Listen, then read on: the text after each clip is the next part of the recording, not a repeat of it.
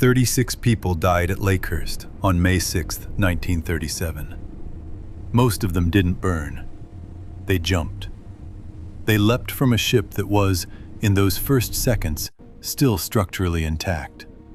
Because they had been told their entire lives that when hydrogen ignites, there is no time. No time to think. No time to run. No time. So they jumped. And the fire that was never supposed to give them a choice, kept moving slowly along the outside of the hull, orange and carbon bright, exactly as a fabric fire moves, not as hydrogen burns. 62 people survived that same fire. 62. On a ship that history decided, within hours of the disaster, had been killed by its gas. Not its skin, not its coating. Not the material that a NASA engineer would later identify in a controlled laboratory setting as chemically equivalent to solid rocket propellant. The gas. Because the gas was a cleaner story. And a cleaner story was worth more. To Germany, to America, with the industry that rose in the airship's ashes.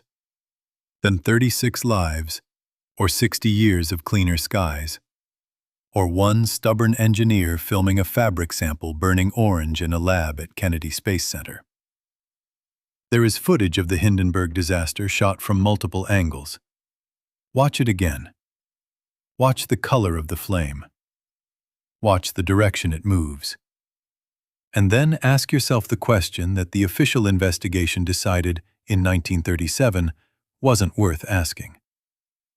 If hydrogen burns invisible, what exactly were we watching? But history has a way of leaving behind traces. Traces that don't fit the story we were told. On May 6, 1937, the Hindenburg burned for 34 seconds. 34 seconds. That number doesn't get repeated much. Because if you sit with it long enough, it starts to ask a question that nobody in 1937 wanted to answer. Of the 97 people aboard that airship, 62 walked away alive. More than half. In a catastrophe that every history book describes as a hydrogen explosion. The kind of event that, in a fully pressurized gas envelope, should have been instantaneous and total. 62 people survived. They climbed out of wreckage. They ran across burning ground. One of them, a 14-year-old cabin boy named Werner Franz, got drenched by a burst water tank and simply walked out. He lived to be 92 years old. For decades, Werner gave interviews. He described the fire as something that moved, something with direction, with behavior. Not an explosion, a fire. Now consider what we know about hydrogen combustion. Hydrogen burns upward, always. The gas is lighter than air, and when it ignites... Enjoying the story so far? Subscribe to Untold History and keep discovering the past they never told. The flame rises away from the source, away from people standing below it. The footage of the Hindenburg, and there is extraordinary footage shot from multiple angles, tells a different story. The fire starts at the tail, and it moves down the spine of the hull, down along the outer skin, toward the ground. In 1997, Addison Bain, a hydrogen propulsion engineer who spent 26 years at NASA's Kennedy Space Center, submitted a technical analysis of the Hindenburg's outer skin composition to the American Institute of Aeronautics and Astronautics. What he found had been sitting in German engineering documents for 60 years. The coating applied to the Hindenburg's outer fabric was a mixture of cellulose acetate butyrate, aluminum powder, and iron oxide. Bain ran the numbers. The chemical profile was almost identical to the solid fuel propellant used in the space shuttle's solid rocket boosters. The airship wasn't coated in fabric, it was coated in fuel. And yet, for 60 years, the official explanation pointed at the hydrogen. Not the skin, not the coating, not the rocket fuel wrapped around 36 million cubic feet of lifting gas. The hydrogen. There's a reason for that. But to understand it, you need to go back to the moment before the fire, to the political deal that made the Hindenburg skin what it was, and to the government that had every reason to make sure no one ever looked too closely. But history has a way of leaving behind traces that don't fit the story we were told. To understand what the world believed and why it believed it so completely, you have to understand what the Hindenburg actually was. Not just a machine, a statement. In 1936, Nazi Germany launched the LZ-129 Hindenburg into commercial service, and it was unlike anything the world had ever seen. It was 804 feet long, longer than 3 Boeing 747s placed end to end. It crossed the Atlantic in under 3 days, when ocean liners still took a week. Passengers dined on fine china. They slept in private cabins. There was a lounge with a baby grand piano made of aluminum to reduce weight. A baby grand piano on an airship. The Hindenburg wasn't just the future of travel. It was proof, in steel and silk, that Germany had returned to the world stage. Hugo Echner, the airship's chief designer and the man who had spent 30 years building the Zeppelin program into a marvel of engineering, described the ship as the pinnacle of everything he had worked for. He was, by every account, a meticulous man. A man who calculated risk. And the Hindenburg, on paper, was as safe as any aircraft flying in 1937. It had completed 10 round trips to the United States the year before.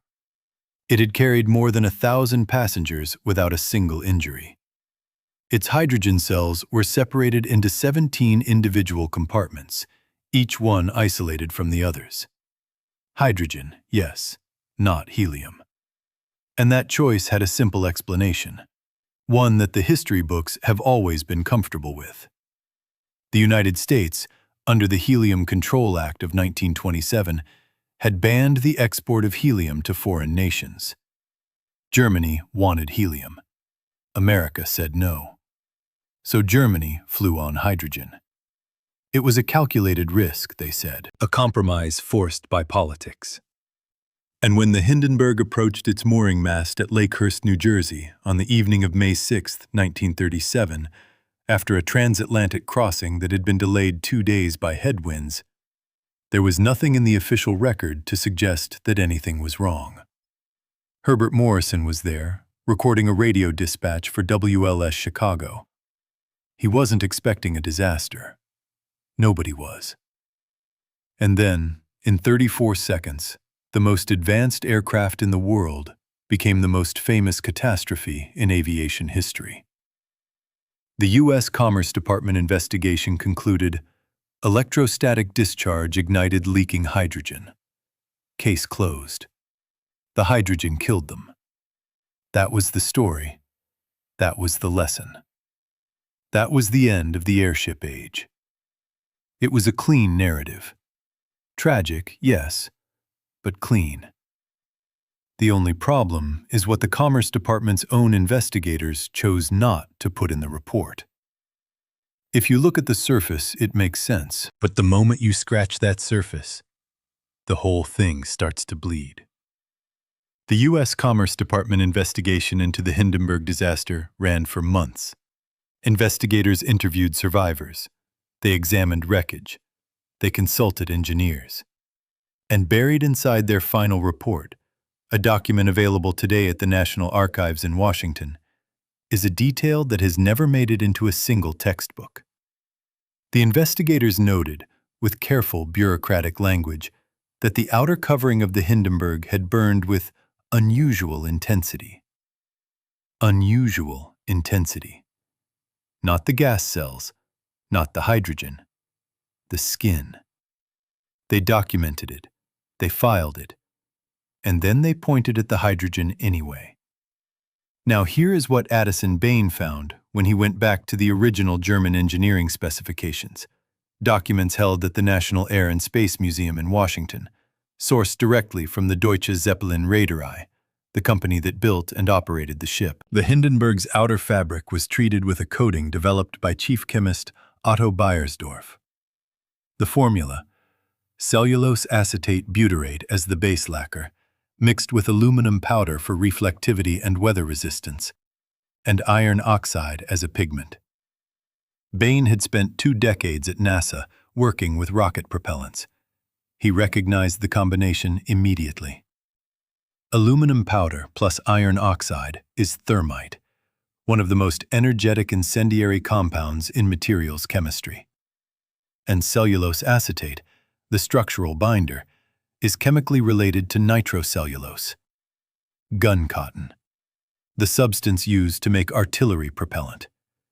Bain published his findings in 1997 in a technical paper presented to the American Institute of Aeronautics and Astronautics. His conclusion was specific and documented.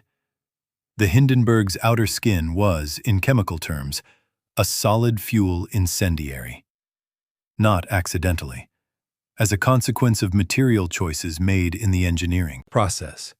Choices driven by the need for weather resistance, light weight, and reflectivity. Nobody sat down and decided to coat the ship in rocket fuel, but that is what they did. And here is the detail that the official story has never been able to explain away. The one that Bain kept returning to every time someone challenged him. Hydrogen burns invisible. Pure hydrogen flame produces almost no visible light. If you ignite a hydrogen leak in open air, you will not see a yellow-orange fireball. You will see almost nothing at all.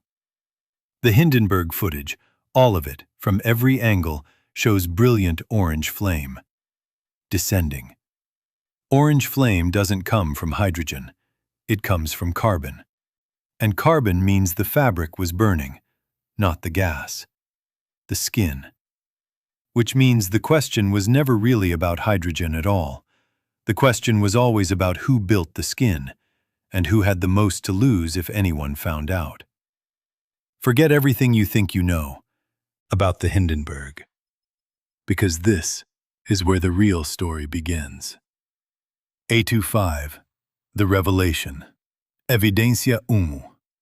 The United States had something Germany desperately needed: helium. At the time, America controlled nearly 100% of the world's commercial helium supply. The gas was extracted from natural deposits in Texas and Kansas, and under the Helium Control Act of 1927, exporting it to foreign governments was flatly prohibited. Germany had applied for helium, repeatedly. Hugo Echner himself traveled to Washington to negotiate. He met with members of Congress. He argued, correctly, that helium would make the Hindenburg categorically safer. The requests were denied. What the official story presents as a simple wartime restriction, America protecting a strategic resource from a hostile nation, was, in practice, something more specific than that. Because there was a window. In early 1937, the U.S. Congress actually passed an amendment to the Helium Control Act that would have allowed limited helium exports to Germany for civilian airship use. Secretary of the Interior Harold Ickes personally blocked it. He refused to sign the export license. His stated reason: he did not trust that the Nazi government would use the helium exclusively for civilian purposes. That was April 1937. The Hindenburg burned 1 month later. So the ship flew on hydrogen not because helium was impossible, but because one man in Washington made one decision. That detail matters, because it means the Nazi government entered the 1937 season knowing their flagship airship was running on a gas they had been trying to replace for 2 years. They knew the risk, and they flew anyway. But there was a second risk, one that never made it into the diplomatic cables, one that stayed buried in the engineering department. And this is where it gets interesting. Subblock 05B, Evidencia Tu. When Addison Bain presented his findings in 1997, He didn't just publish a chemical analysis. He ran a test. He obtained samples of fabric coated with the original Hindenburg formula, recreated from the Deutsche Zeppelin Reederei specifications, and he ignited them. The fabric burned exactly as the footage showed. Brilliant orange flame, fast ignition, self-sustaining combustion that didn't require the hydrogen to keep burning. He filmed it. The footage is available. You can watch the Hindenburg skin burn in a controlled setting and compare it, frame by frame, to the 1937 newsreel. The behavior is identical. Now consider what this means for the official investigation. The U.S. Commerce Department had access to the same wreckage, the same fabric samples, the same German engineering specifications, some of which were shared during the joint U.S.-German inquiry that followed the disaster. They had chemists on staff. And what Bain identified in 1997 using standard materials analysis was not obscure knowledge in 1937. Thermite had been known since the 1890s. Incendiary compositions based on aluminum and iron oxide were widely studied. The chemical signature of the Hindenburg skin was not invisible to a trained eye. It was simply inconvenient. For Germany, acknowledging a catastrophic engineering flaw in their national flagship, a flaw that had turned the symbol of Nazi technological supremacy into a rocket-fueled bonfire, was politically unthinkable. For the United States, a finding that the disaster was caused by German engineering rather than German hydrogen would have raised an immediate question. Why did America refuse to sell Germany the helium that could have changed the coding formula?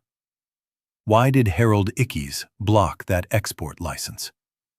Two governments, two very different reasons to point at the gas. And one engineer, 60 years later, working alone in a lab at Kennedy Space Center, who simply ran the numbers and filmed what happened next. Werner Franz was 14 years old when the Hindenburg caught fire. He was the ship's cabin boy, the youngest crew member aboard. When the fire started, he was below decks.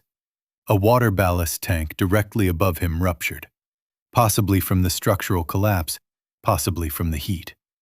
It drenched him completely. He ran. He found a hatch. He dropped to the ground from the burning frame, and he ran across the airfield until he was clear. He was not seriously injured. Werner Franz went on to live a long, quiet life in Germany.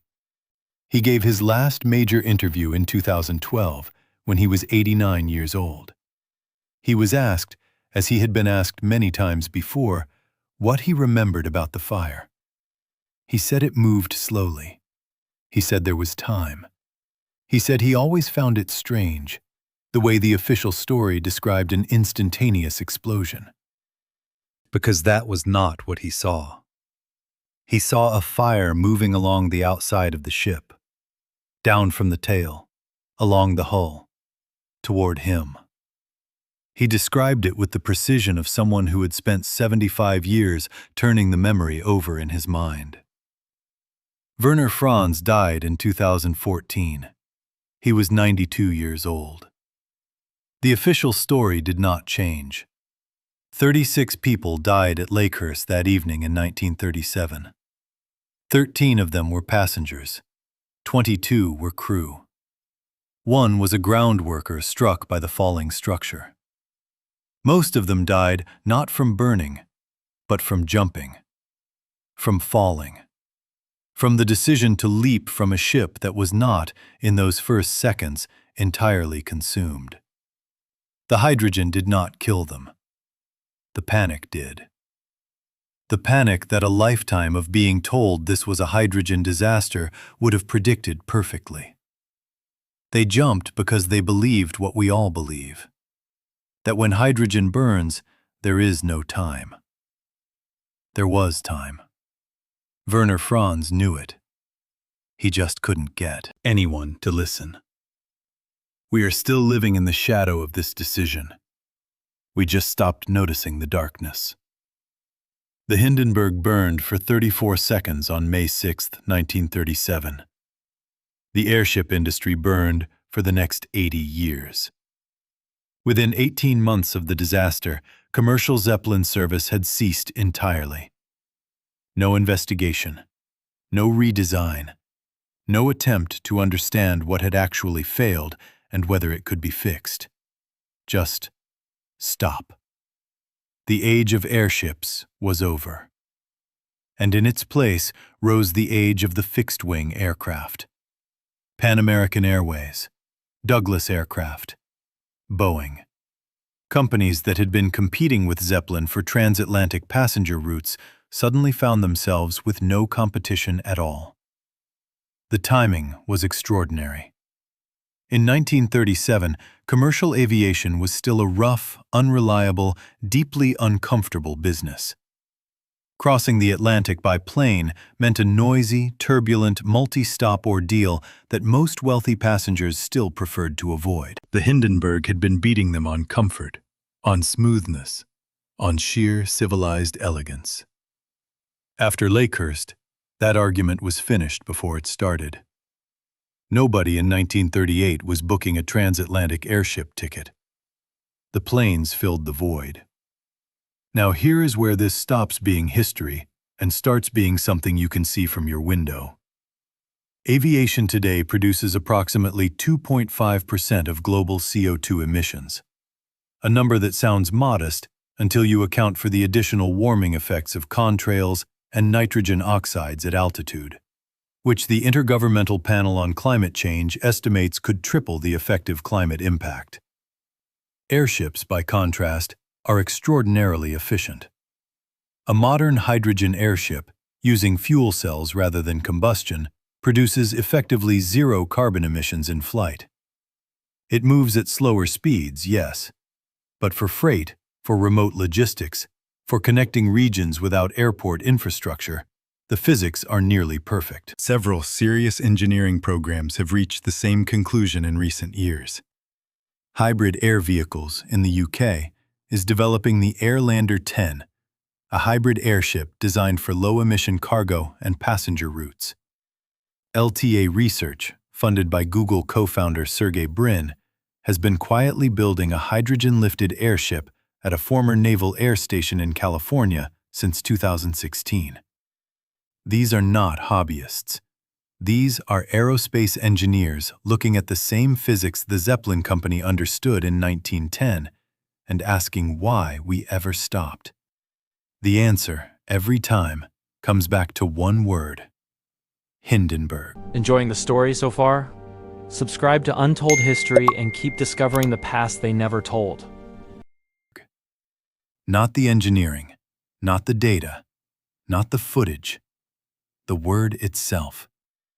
A single disaster, misattributed, misreported, and politically convenient for everyone involved, became a cultural wall so solid that it has blocked a century of development in low-emission aviation. Addison Bain understood this. In interviews before his death, he was careful to say he was not trying to rehabilitate hydrogen or sell anyone an airship ticket. He was trying to establish what actually happened. Because in engineering, the wrong diagnosis always produces the wrong solution. And the wrong solution, in this case, cost us 80 years of cleaner skies. It also cost us something harder to quantify. The Hindenburg disaster became the template for how the public understands technological risk. A single catastrophic image, Herbert Morrison's voice breaking, the orange fireball on the newsreel, became the emotional shorthand for an entire category of danger. Hydrogen equals death. That equation was never proven. It was assumed. It was broadcast.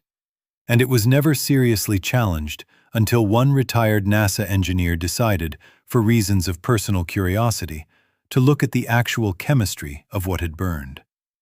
The systems built on that unchallenged assumption are still running today.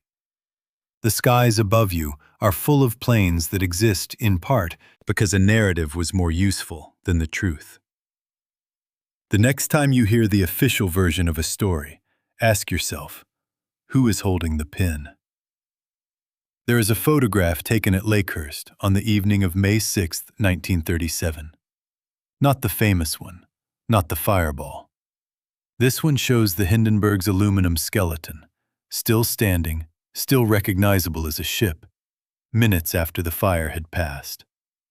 The frame is intact, the gas cells are gone, the fabric is ash. But the bones of the thing are still there, still upright, glowing orange in the dark, like the rib cage of something that refused to fall. It is one of the strangest images in the history of aviation, because it looks nothing like an explosion. It looks like a fire. A fast, devastating, catastrophic fire, but a fire nonetheless. Something that moved, that spread, that left structure behind. Not a detonation. Not the instantaneous annihilation that the word hydrogen was always supposed to conjure. Just a fire. And yet we took that image, and that moment, and that broken voice on the radio, and we built a mythology so complete, so unquestioned, so emotionally sealed, that it took 60 years and one stubborn engineer for anyone to ask, wait, what was actually burning? This is what narratives do when they go unchallenged. They don't just shape how we remember the past, they shape what we build next.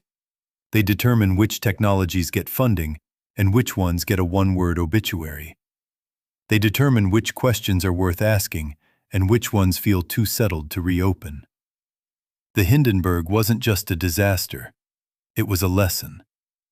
The problem is, it was the wrong lesson. We learned that hydrogen kills. What the evidence suggests is that overconfidence kills. Institutional convenience kills. The decision to file a finding under unusual intensity and move on, that kills. Not the gas. The willingness to stop looking. Hugo Eckener, the man who built the Hindenburg, spent his final years watching the program he had given his life to disappear from the world. He died in 1954. He never publicly accepted the hydrogen explanation. He said, quietly, in the years after the disaster, that he believed the fire had started in the skin. Nobody wrote it down as a headline. Nobody followed up. A man who knew the ship better than anyone alive pointed at the fabric. And the world kept pointing at the gas. Because the gas was a better story. Simpler. Cleaner. With a villain that couldn't defend itself in court. That is the oldest trick in the history of official narratives. Find something technical, something invisible, something the public already fears, and put the blame there. Werner Franz lived to 92. Addison Bain published his findings and was largely ignored by the mainstream press. Hugo Eckener pointed at the fabric and was not believed. 3 men, 3 different decades, the same conclusion. And still, the word Hindenburg means hydrogen. Still means danger. Still means the end of something that maybe never needed to end. So here is the question this story leaves behind. Not about airships, not about hydrogen, not about 1937. About now. If a myth this specific, this documented, this thoroughly examined by primary sources can survive for 80 years simply because it was politically convenient, what else are we still getting wrong? What other official version is sitting in an archive somewhere, waiting for one person to ask the obvious question? Tell me in the comments. Because if this story taught us anything, it's that the most dangerous assumption isn't the one we make in a crisis. It's the one we never think to revisit.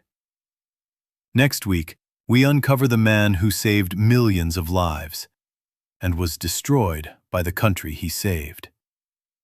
You can't unlearn the truth. Now the question is, what will you do with it?